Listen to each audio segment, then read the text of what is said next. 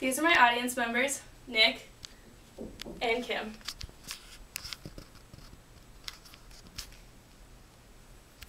Every day you come across many different objects, and among these objects you see multiple colors. But have you ever thought that these colors may have an effect on your feelings? I would guess that you never looked at it this way. I was in the same boat as most of you, up until I hit a rough spot in my life and saw that colors really did have an impact on your feelings. Whether this impact is deeply emotional or if it just triggers a thought or idea, there is still a link, as clear or cloudy as it may be. I will tell you about how we associate colors with different things, how it affects your mood and emotions, and the changes it makes to your health. Let's start off with the basics. What are some common day objects we associate with colors? First, you have to understand colors. In a journal by the American Psychological Association, contributors say color differences, like luminance differences, can be used to segment images into regions containing information about individual objects. Knowledge of colors of familiar objects may help in recognition, and we were taught these colors at a very young age. So what are some examples? If someone told you to think of something that reminds you of the color green, some common responses would be grass, money, or how about blue, sky, or water? This is just off the top of your head knowledge and only looking at it from one perspective. What if you were told to identify the color of certain objects instead? For example, what color is a stop sign? Or how about a banana? We have made these links over time and have made opinions on such. However, keep in mind that colors are only one aspect of identifying. Said in another journal titled Efficient Object Recognition Using Color, object recognition using images is generally inefficient. Systems that recognize objects based on shape alone require moderate databases and impose a substantial computational burden. In other words, structure and color work hand in hand to be the most effective in identification.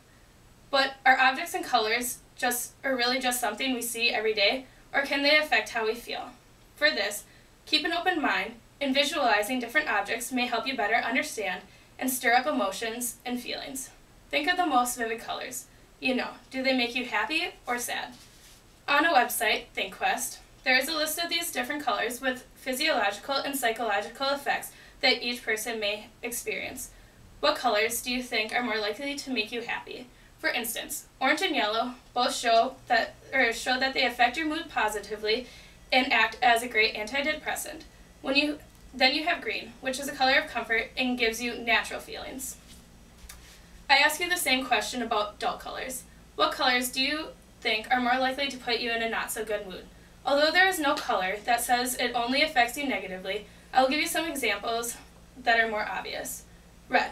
Some of us think of it as love, but red is more commonly, when looking at it, raises feelings of anger and irritability. Have you ever heard the expression, having the blues? Well, when you surround yourself with deep blue, or too much of it, you fall into a sad and depressing state.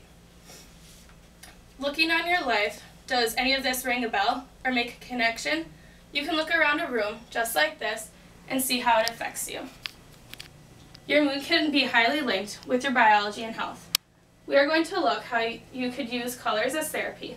You probably think that I am crazy when I say that colors have some healing power, or can stir things up inside of you to either improve or decrease your health, but it is true. According to Dr. Laura Day Glorglow, there are colors to help you advance and colors that you should avoid when looking at your health. Warm tones of red, orange, and yellow are stimulating, raise blood pressure, and strengthen and tonify, also helping in digestion and stimulation of the brain. Cool colors like blue and green do the opposite. They ease inflammation and lower blood pressure, and can also look at keeping your bone marrow healthy. However, green is helpful in almost any form of health. In an interview with my mom, Judy, she talked to me about what she does on a daily basis at her job. She is a nurse at Fairview University Hospital in the bone marrow unit.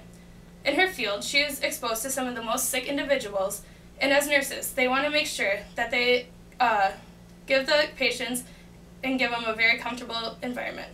They look at colors to either help them heal, or also they're maybe nearing the end, making sure that they are in the most comfortable state possible. Not sure of what her response would be, I asked her if color played a big role, and she said absolutely.